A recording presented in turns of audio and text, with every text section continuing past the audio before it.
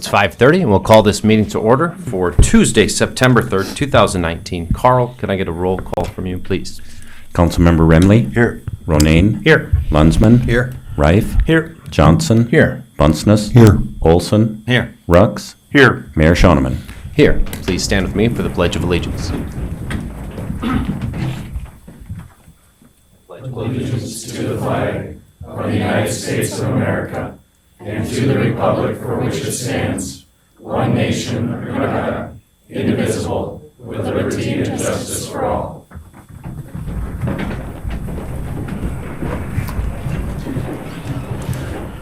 First, I'll need a motion to approve the minutes of the last week's City Council meeting, August 26th, 2019.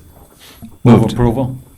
Second. Motion from Johnson, a second from Rux. All in favor say aye. Aye. Opposed, nay. Motion does carry. The minutes are approved. Next order of business is the open forum. We have a number of people speaking here today. So I would like to remind everyone that this is not to be used as a time for problem solving or reacting to comments, but rather for hearing the citizens for informational purposes. I'm going to start with Charles Hermanson. Make your way to the front, sir. And you've got the floor.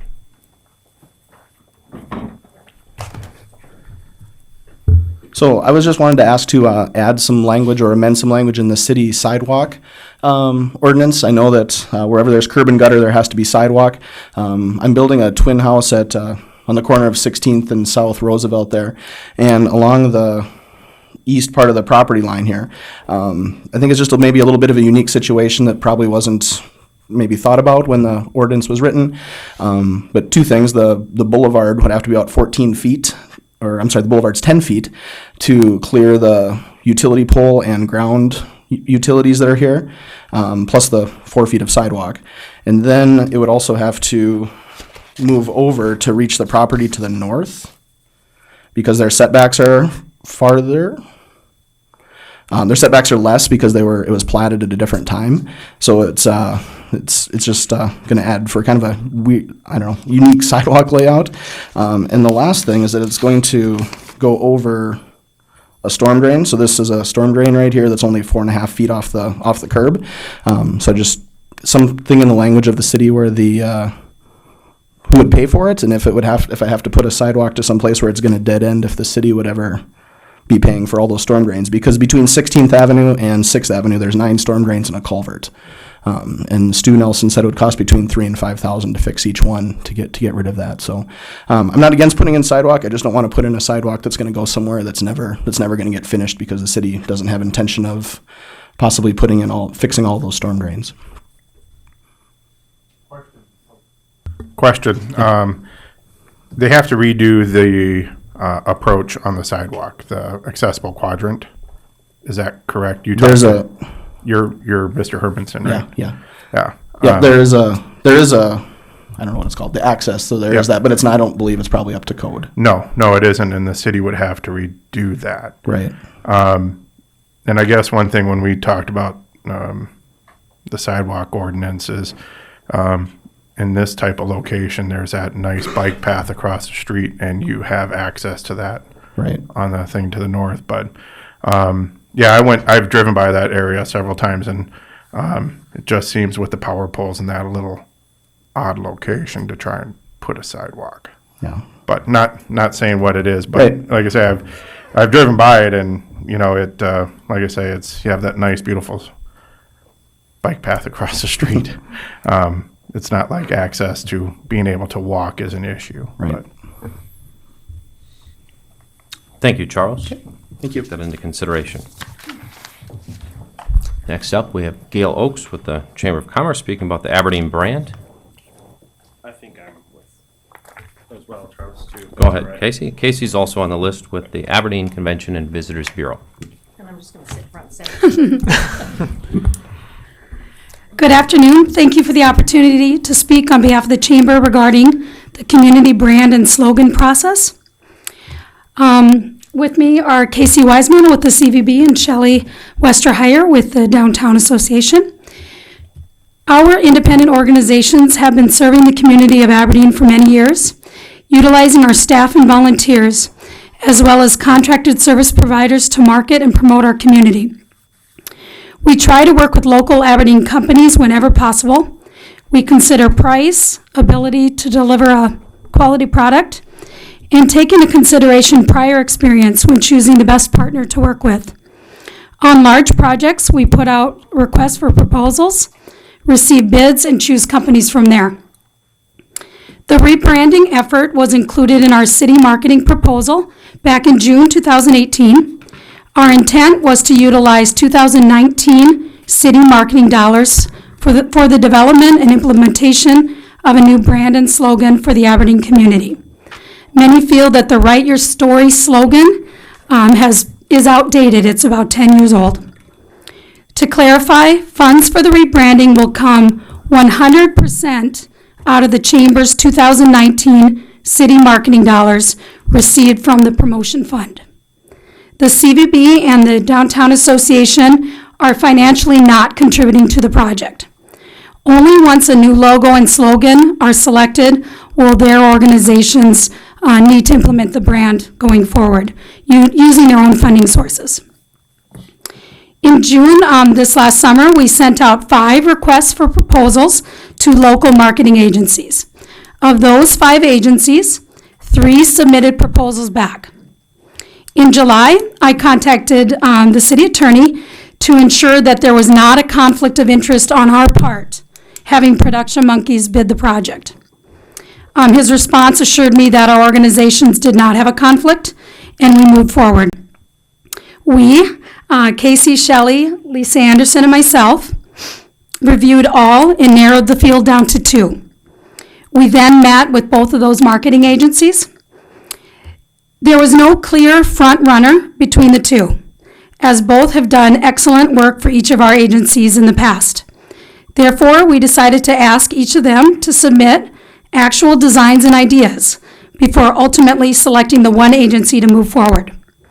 In no way did we feel pressured to choose or not choose Production Monkeys, owned by Mayor Shoneman. It has not weighed into any of our decisions to date and will not in the future. His company, as well as McQuillan Creative, have been valuable partners to each of our organizations for over a decade on many projects. We are concerned about remarks made which indicated that our organizations could lose promotion fund dollars should we choose to work with Production Monkeys. We believe we followed the advice of the city attorney before moving forward, and our ultimate goal has always been to choose the best slogan and logo for our community and for our organizations. We have since asked both agencies to halt any work on the project after the conflict of issue concern was raised. And we have since the beginning, we will continue to make ethical and unbiased decisions with the money we are entrusted for marketing the city of Aberdeen. I hope that this information that I'm providing tonight clears up any miscommunication or misunderstanding regarding the branding process and our intentions. I would now let Casey say a few words. I think Gail summed it up very nicely, in all honesty. The CVB, along with the Downtown Association, like I said, we are in more of a supportive role of the rebranding of the city. And it is time. It's time for a new slogan, a new logo, a new tagline, whatever that is, to reinvigorate the city to move forward. So, again, I just wanted to reiterate that our role is more of an advisory role. We are the ones that have to live with it. We're the ones that have to use it. We're the ones that have to market it day by day moving forward. So, yes, we are going to take a vested interest in said slogan, logo, or it's, you know what I'm saying. But we are the ones that are going to take a set interest in that. So, and again, none of our funding, the CVB funding or the Downtown Association, none of our funding is being put forth for the city rebranding. So I guess that's my only comments. Thank you, guys. I would like to ask a question of Gail. Gail, I have an exchange of emails with you on July 8th. Are you referring to any other communication from me other than that? No, that would be it. Because I would defer to what that email says as far as our conversation or whatever understanding we had. Okay? Yes. So Yep, I have the email. if that would be one that you would want to make available to the council Yep, I would be happy to. and/or press, I would appreciate that. Yep. Certainly could. Thank you, guys. Next speaker, we've got Okay. Al Novstrup, also about conflict of interest. Al, you've got the floor.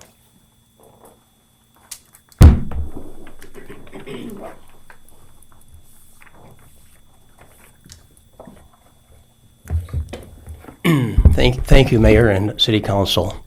State Senator Al Norstrup, representing District 3.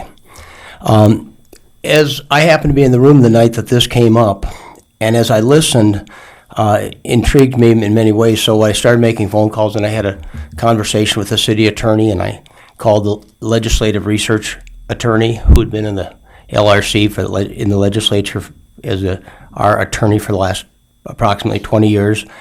And my conversation with the LRC attorney came forward with 3 distinct facts that I'll share with you. Number 1, there is no violation of bid laws based on what's happened so far. I'll repeat that, no violation of bid laws. Also, no violation of conflict of interest laws, no violation of state laws, period. I also made a call to Yvonne Taylor, who's with the Municipal League. I would highly encourage anybody who's interested in this topic to call Yvonne Taylor.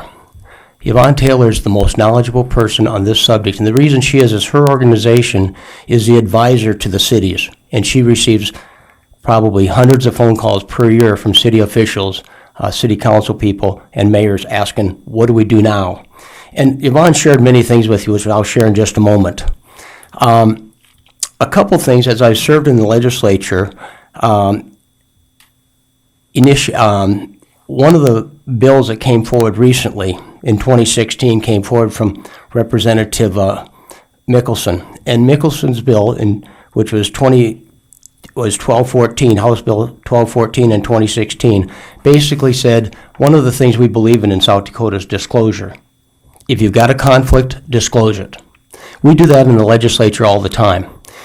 We vote approximately 500 to 1,000 times a year. If I believe I've got a conflict, I'll go to the leaders of the Senate and say to them, here's my conflict, what do you think? And if we agree that I've got a conflict, I will walk off the floor. I will not participate in the debate. I will not participate in the vote. That's one way we solve the problem in the legislature, is by disclosure. Prior to that, Senator Schoenbeck from Watertown in 2005 came with Senate Bill 171. And basically, what his bill said, and it passed into law, and basically what that bill says, if you've got a conflict, 2 things are required. Number 1, abstain from the vote and do not participate in the debate. So that's current state law, is primarily focused on disclosure, don't vote, don't debate. What we want to do in South Dakota is have laws that encourage participation. There's a lot of small cities, Bowdle, Mobridge, Aberdeen, and in those cities, many of your leaders are the business people. I, for one, do business with the city, I do business with the chamber, and I do business with the CVB. And I'd have to be real careful based on those relationships. And I think just about every businessman in town does business with those entities. And so what we don't want to do is discourage maybe 500 people from serving in leadership roles within the city council or as mayor. I think there's 2 guiding principles that I think you should keep in mind, and I sure hope you live up to these 2 guiding principles.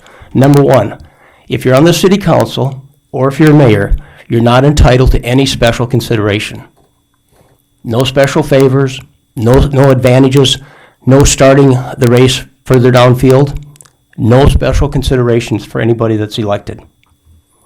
The other guiding principle is no less considerations. Nothing greater, nothing less, equal. That would be my advice to this body. Going back to my conversation with Yvonne Taylor, I described the situation to Yvonne and described what I'd been told is the proposed ordinance coming forward, and I understand it's still being crafted. She's described to me that no other city has gone down this path. I believe she said there's 309 cities and 0 have gone down this path. If you craft a bill for one special situation, that's wrong. If you craft a bill for one special person, That's wrong. At a previous meeting, it was said that the mayor had participated in a criminal act. There's a place and a time for that accusation. It is not at a city council meeting. It is with the state's attorney. You do not do that. If I did that in the legislature, I'd be gavelled down and reprimanded. If I accuse somebody of a criminal act, do not do that. That's bad decorum. If the mayor has participated in a criminal act, as alleged, let the law work its way through. We don't need a new ordinance if there's already a violation. If you pass something that ties the hands of the CVB and the chamber, what you're saying to the leaders of those two organizations is we don't trust you to be ethical and unbiased in your decision-making. I'm going to repeat that. It's important. If you pass something that ties the hands of the CVB and the chamber, what you're saying to the leaders of those organizations is you don't trust them, that you choose to micromanage their decisions. Thank you for your time. Thank you, Al.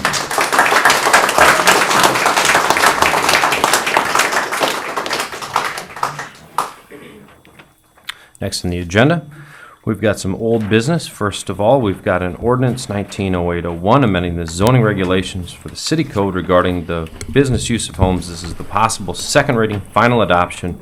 Brett, what can you tell us about that ordinance as it stands? Actually, we have no changes from last week, Mayor. Sounds good. Any discussion to be had on the, on this?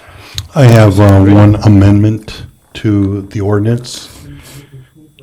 What's that? I'd take a, Move to approve. got a motion from Ronayne, and can I get a second to approve the second reading? Second. And a second from Remley. Now, what have you got, Dave?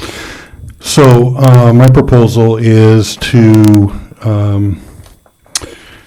bring back the ordinance to the original state with one exception, and that is item number 6, no more than one employee may reside off the dwelling premises. I would keep that particular language within my amendment. Second. Can we roll up to, on the screen here, to the, all three recommended changes? Who's controlling this thing? I can pull it up if you want to flip it over to me. Okay, I flipped it. It's gonna take about 30 seconds for it to pull up. That's okay, it'll take a second for me to pull it up anyway on mine.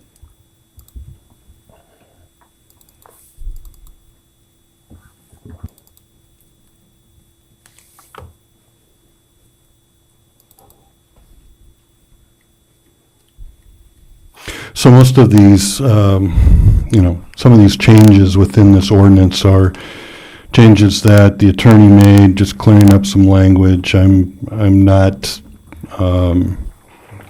addressing those. I mean, if we go back to the original state, then those will not be in effect. So I'm trying to make this more clean, a more clean amendment. I'm sorry. Nope. It's not, my screen is not coming up, so. Want me to pull it up on? Yeah, if you can just pull it off the agenda, you can walk through it.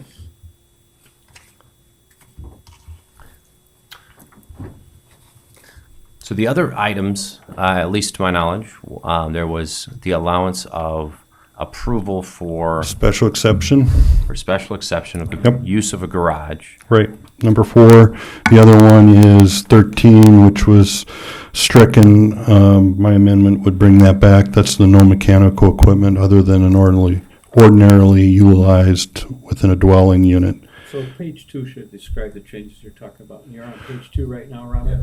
Right. So, as I had stated earlier, some of this language is just cleanup language that the attorney made, like striking the word clearly.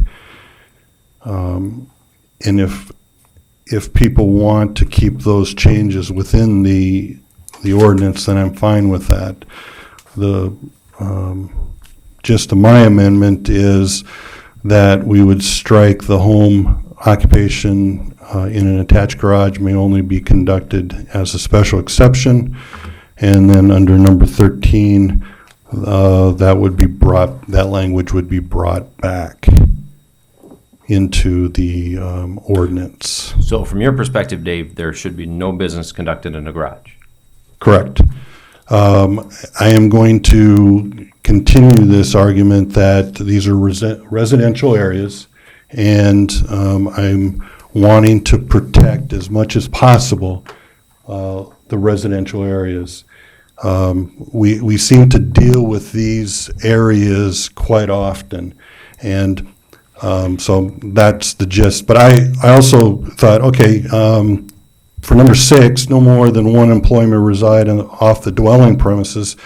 A couple things. I listened to the meeting last week, and you had made a good point on world-class classrooms. World classrooms wouldn't be able to be created in the community of Aberdeen, so yeah, I'm fine with that. Brett has also pointed out to me that in our home daycare ordinance that there's similar language to this. I haven't found it, but he's assured me that it's there. So I think consistency is, in order. So those are my reasons behind it. And the other, a couple weeks ago we had a discussion on parking in front of a driveway. And it seemed like the main argument was we were only doing this for 1 or 2 people. Well, I'm not sure that we're doing this for any more than 1 or 2 people. So is there any consistency in people's argument with that? So that's the ordinance, that's the amendment I offer.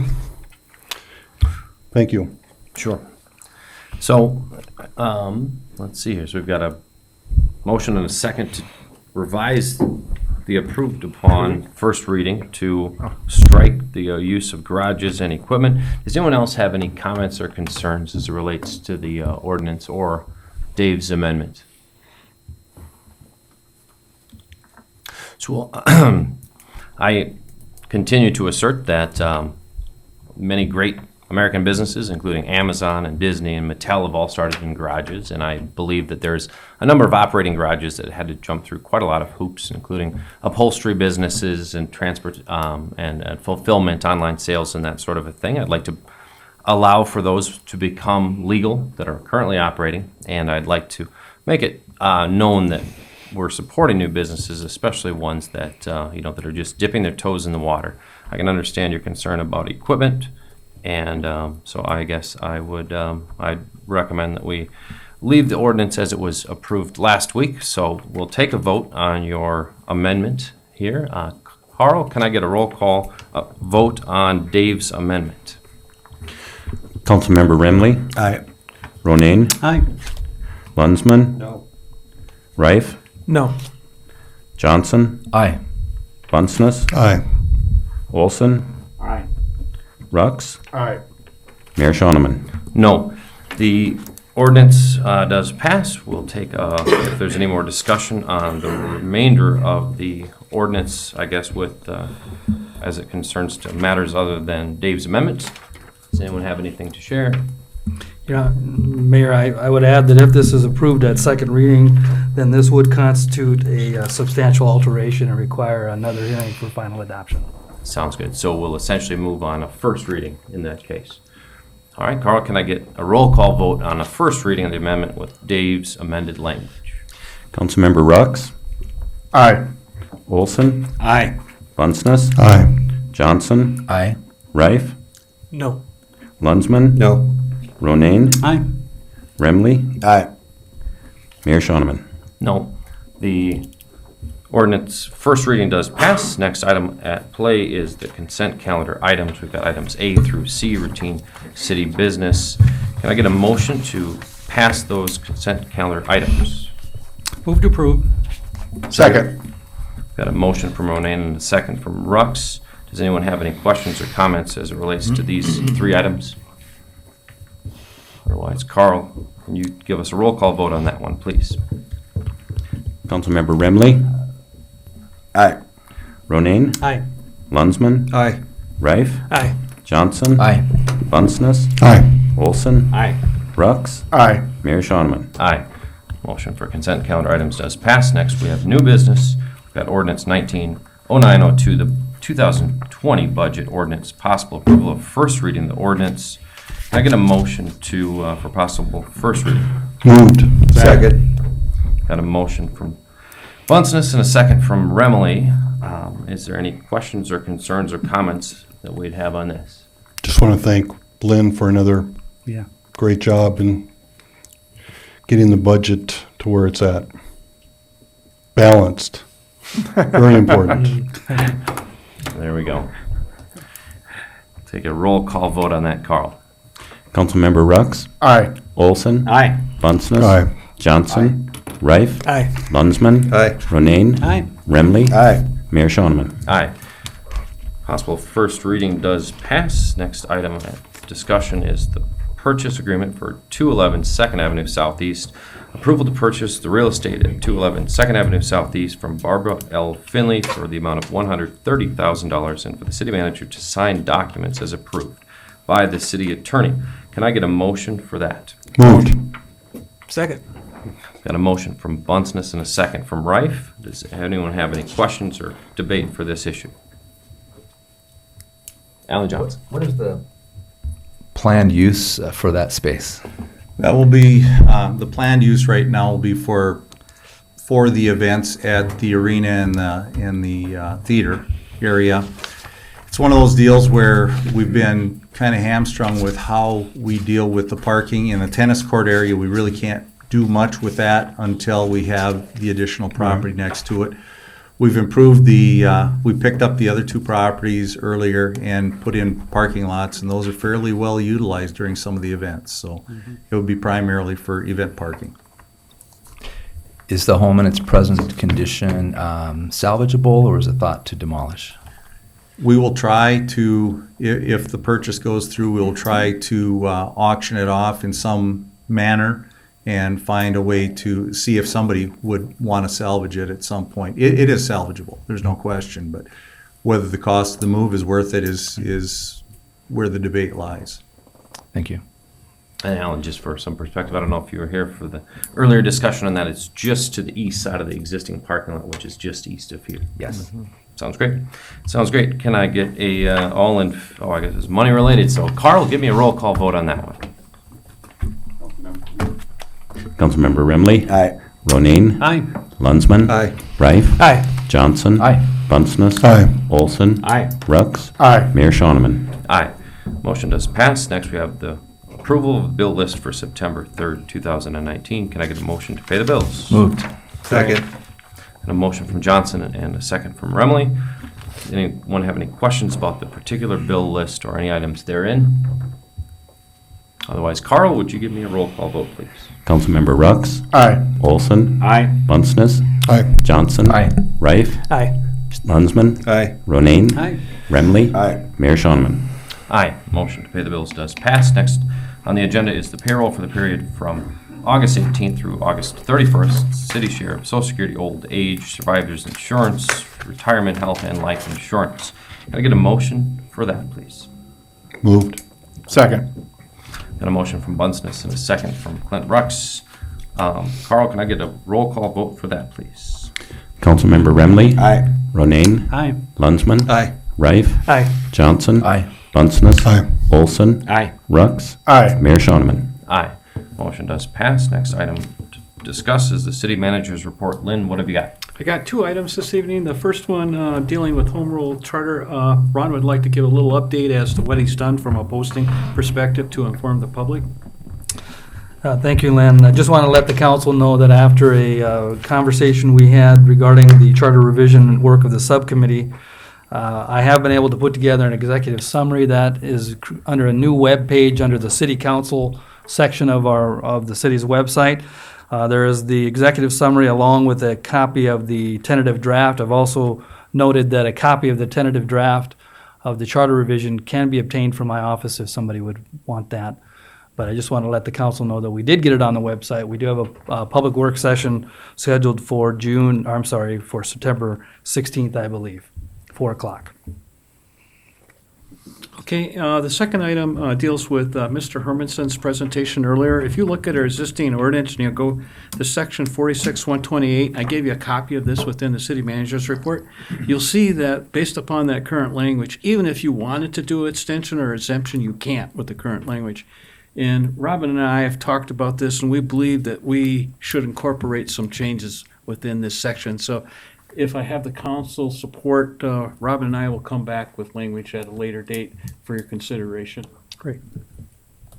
Thank you, Lynn. Anything else? No, thank you. Does anyone else have any other topics to discuss before we adjourn? Move to adjourn. Second. Motion Bunsen, second Johnson. All in favor to adjourn, say aye. Aye. And opposed, nay. We are adjourned.